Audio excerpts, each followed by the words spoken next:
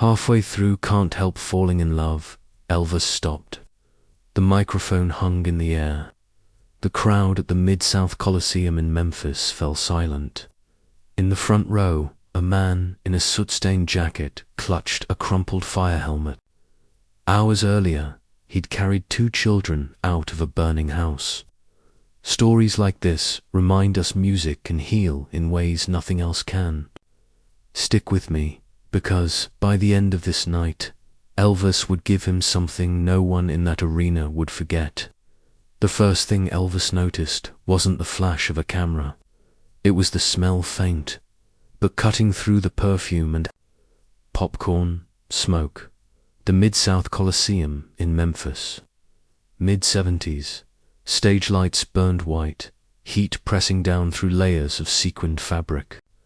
Elvis was halfway through Can't Help Falling in Love when something in the front row broke his rhythm. A man, broad shoulders, soot-streaked cheeks, sitting perfectly still. His jacket was dark, creased, and stained in patches. The brass of a fire department emblem caught the spotlight for half a second. In his lap, a fire helmet, dented on one side, the chin strap frayed. His knuckles were wrapped around it, so tight his fingers looked pale. Witnesses say you could see dirt under his nails.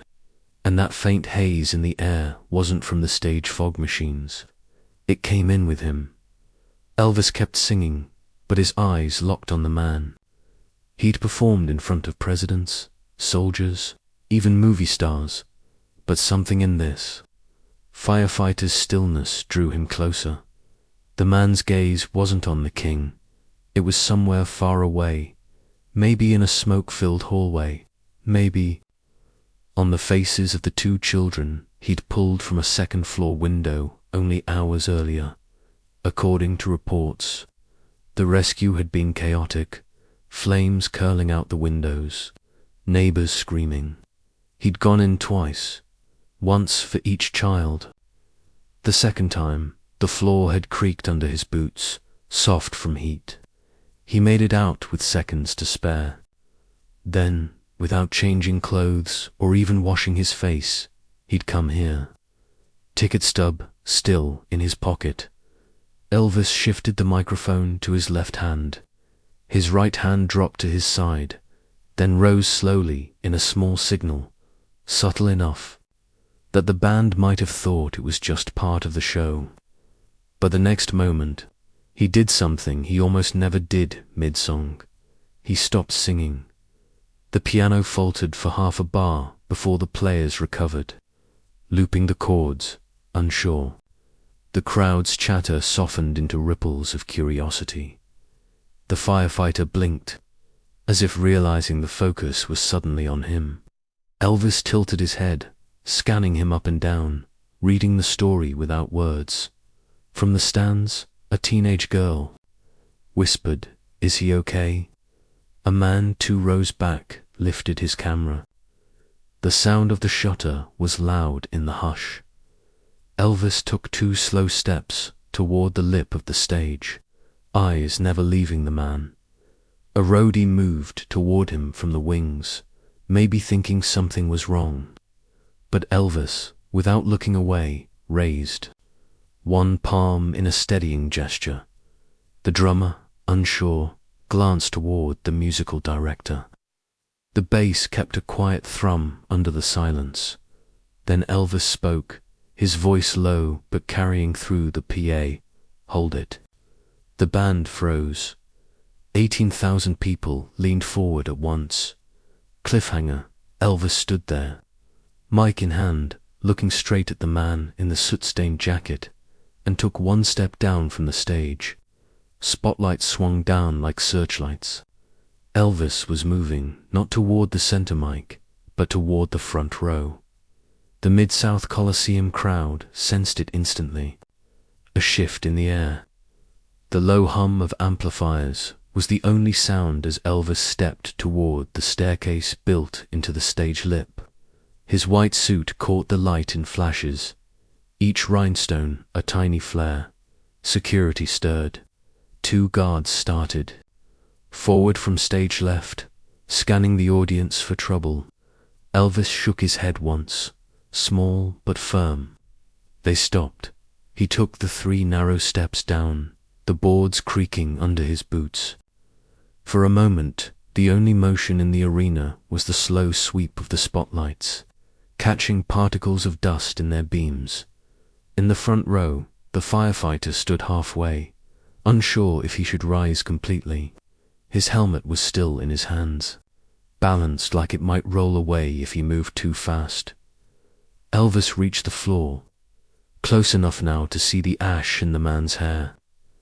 Witnesses say the king's expression softened a faint, almost private smile, the kind he saved for moments.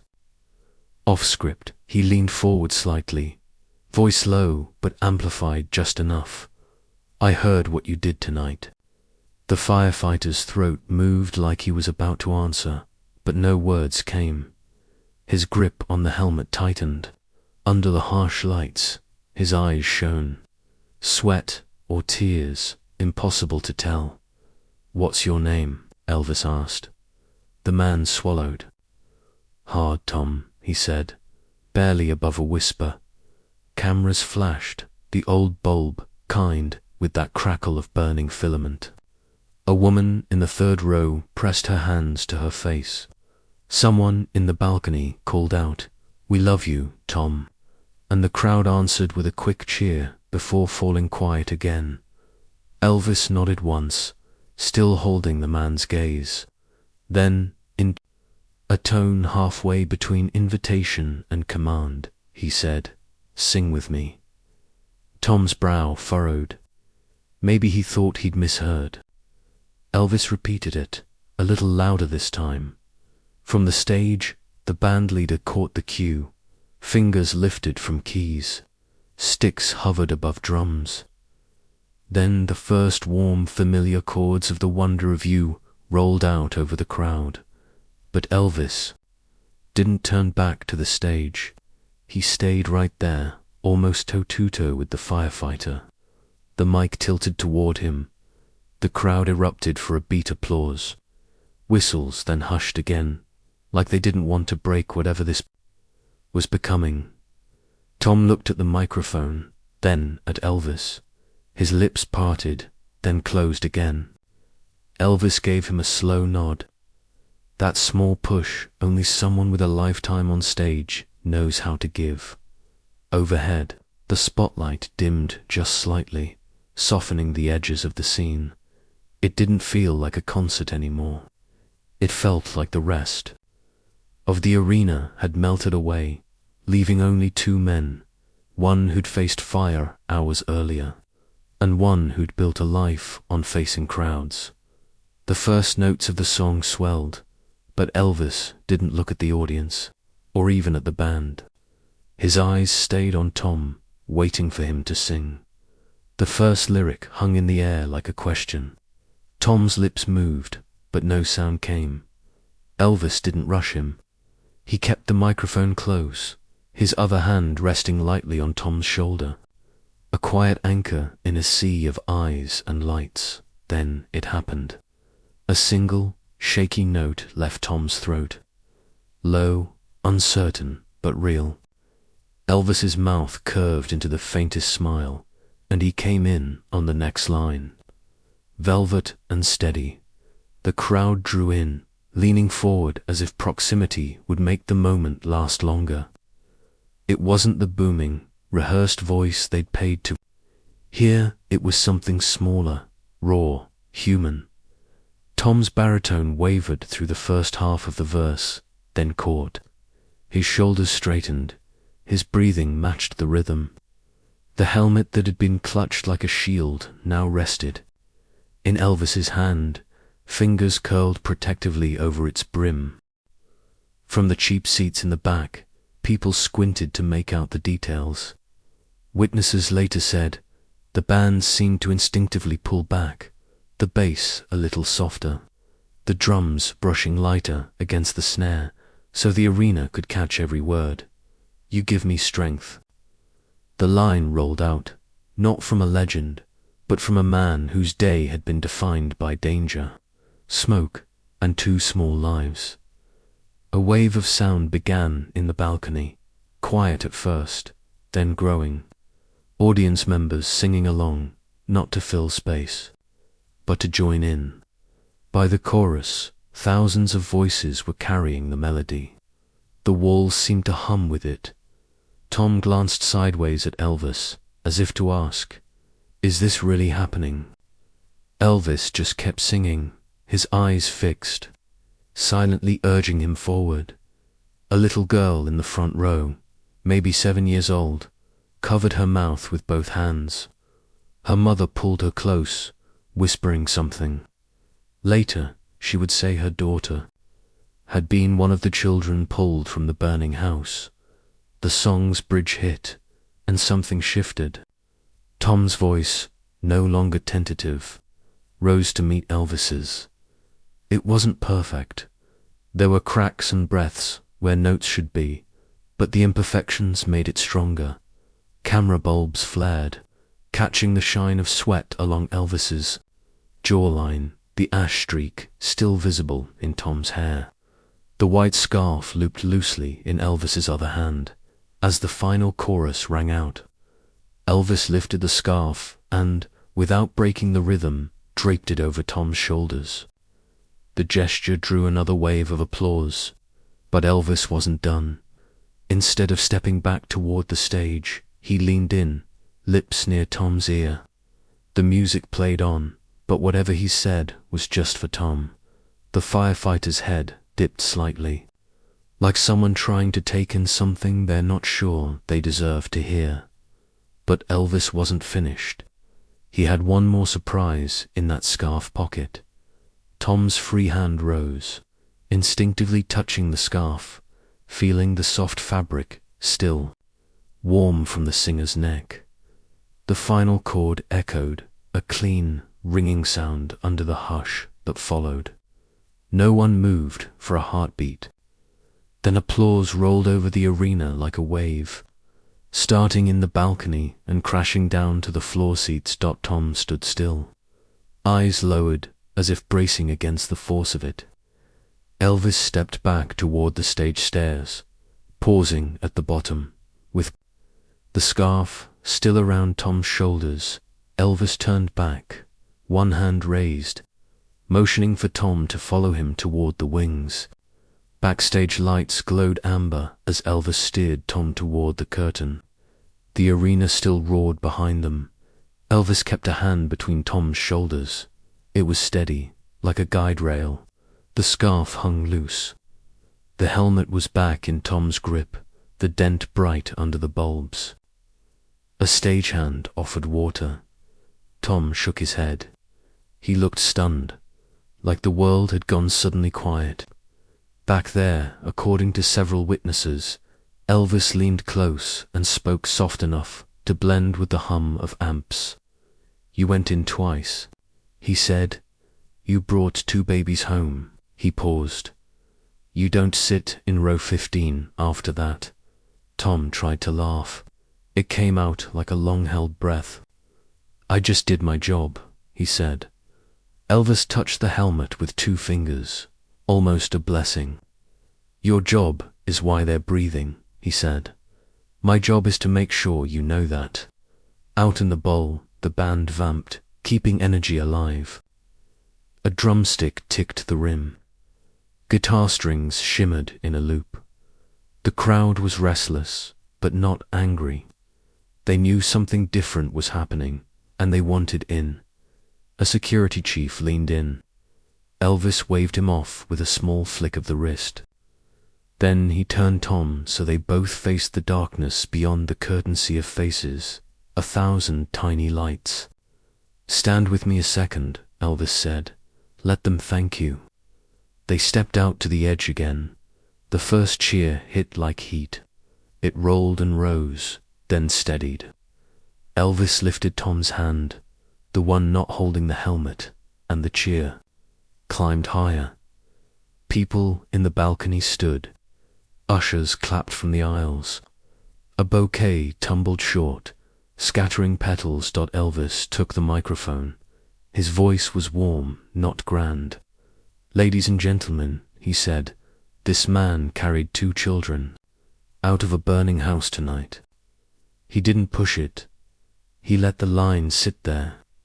The arena answered for him, applause, whistles, a low chant of the firefighter's name that started near section 112 and spread. Elvis's face shifted. The playful grin traded for something simple. He slipped an arm around Tom's shoulders, drew him 1 step closer to the crowd, then looked back at the band. "Let's go," he said, and snapped. The band hit the downbeat. Burning Love jumped, a live brass bright, drums full, guitars driving. Elvis fired the first line with a spark he hadn't shown earlier. He sang to the ceiling, the balcony, then back to Tom, voice grinning. Tom laughed for real this time. He shook his head and mouthed, "No way," and the cameras loved it. Between verses, Elvis raised the helmet high, turned so every section could see, and kissed the crown. Flashbulbs popped like tiny fireworks.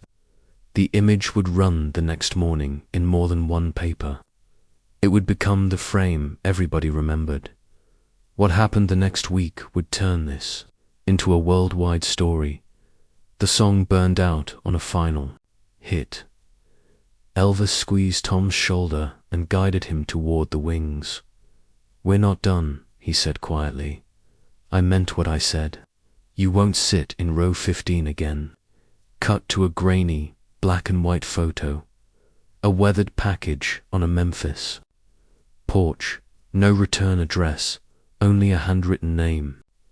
7 days later, the morning was cold enough for breath to fog. On a quiet Memphis street, a cardboard box sat alone on a porch. The firefighter's wife, Karen, spotted it first. She'd just returned from the store, juggling a paper bag in one arm. The box was too big for the mailbox, heavier. Then it looked. It was wrapped in brown paper, scuffed at the corners, tied with string. No return address, just Tom, in thick black ink. She carried it inside, set it on the kitchen table. The smell of smoke still lingered faintly in the house from the night of the fire. Tom was in the next room, polishing his boots for his next shift. "Something came for you," she called. Tom wiped his hands on a towel, eyed the package. He cut the string with his pocket knife, careful not to slice too deep. The paper fell away to reveal a battered guitar case, its leather worn, smooth on the edges. A brass latch dulled with age. He clicked it open. Inside lay a sunburst Gibson acoustic, the wood glowing in the kitchen light. Fresh strings gleamed silver. A folded envelope rested between the neck and the body. Tom picked it up. His name was written across the front. He slid the note free, unfolded it in neat, unmistakable handwriting. "You'll always have a seat in the front row." For a long moment, neither of them spoke. Karen's hand went to her mouth. Tom's thumb brushed the words, as if making sure they were real. It's been told that Elvis had played this very guitar on stage earlier that year. The finish bore faint pick marks near the sound hole, the kind that only come from nights under. Hotlights.news traveled fast. A local TV crew came to film Tom holding the guitar, his scarf still draped over the back of a chair. Within days, the story spread beyond Memphis national networks, then overseas papers. The photo of Elvis kissing. Tom's helmet reappeared, now paired with the image of the guitar in Tom's hands. Letters began arriving at the firehouse. Children drew fire trucks and guitars in crayon. Retired firefighters wrote to say they'd never seen such a tribute from someone outside their own ranks. Tom kept saying he wasn't the hero. "I just did what I was trained to do," he told reporters. "Elvis is the one who made sure people remembered why it matters." One letter came from a family in another state. It was short, just a thank you.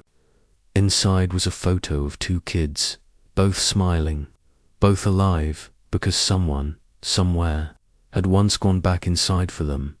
Freeze frame on Tom in his living room, guitar resting across his knees, fingers hovering over the strings, a quiet smile breaking across his face.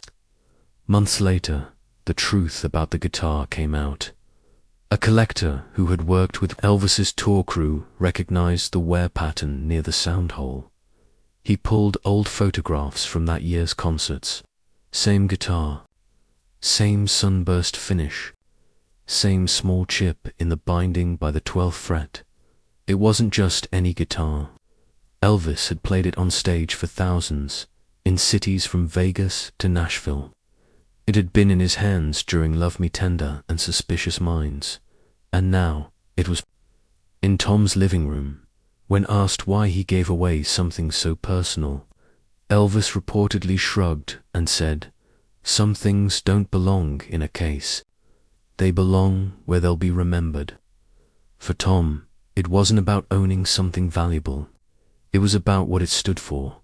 The idea that courage, whether under collapsing beams or under blinding lights, deserves to be seen and honored. The story took on a life of its own.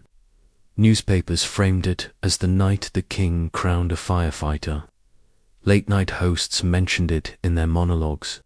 At the firehouse, strangers would stop by just to shake Tom's hand. One afternoon, a man in his 20s approached him at the station. "You don't remember me," he said, "but I was one of those kids you pulled out that night." He told Tom he'd taken up guitar because of that story. The sunburst, Gibson, even from a distance, had somehow passed along its music. Tom never sold it, never even let it out of the house except for one charity auction where he played a single song, then brought it straight home. The scarf Elvis had draped on his shoulders stayed folded in the guitar case, untouched but never forgotten. The moment in the Colosseum wasn't about celebrity. It was about one man recognizing another, not for what he could give, but for what he'd already given. The applause faded that night. The news cycle moved on. But in one Memphis home, a guitar kept its place in the corner of the living room, not as a trophy, but as a reminder. If this moved you, share it with someone who believes courage should always be celebrated. And tell me in the comments, when was the last time you saw kindness stop everything around it? Sometimes it's not the size of the crowd that matters. It's the fact that someone was willing to step forward when the moment came. Black screen, soft audio of the wonder of you fading in, the crowd's cheers in the background. The image of the guitar case closes with a click, and the latch locks.